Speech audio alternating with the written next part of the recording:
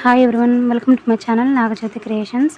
శ్రేష్ఠ birthday కోసం నేను stitch చేసిన ఫ్రాక్ అయితే నాకు చాలా బాగా నచ్చింది. మీకు ఎలా అనిపించిందో కూడా చెప్పండి. దీనికోసం నేనైతే 5 metres net fabric and 1 metre satin తీసుకున్నాను.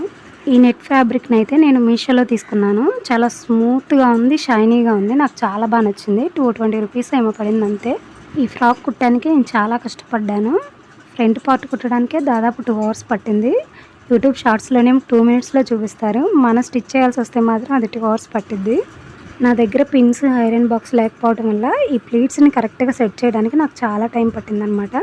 నేను లైనింగ్ కూడా డబుల్ లైనింగ్ యూజ్ చేశాను, సాటిన్ విత్ కాటన్ అనమాట. ఈ ఫ్రాక్ స్టిచ్ చేయడానికి నాకు టోటల్ శారీ పట్టింది 5 మీటర్స్. ఒక 1/2 మీటర్ ఏమో మిగిలింది అంతే. ఈ గ్యాదరింగ్ అనేది బాగా దగ్గరికి రావాలంటే మిషన్ దగ్గర చిన్న గుండు పిన్ సెట్ చేస్తే చాలు. నేనైతే 2 పిన్స్ పెట్టాను, గ్యాదరింగ్ అనేది బాగా దగ్గరికి వస్తుందని చెప్పేసి.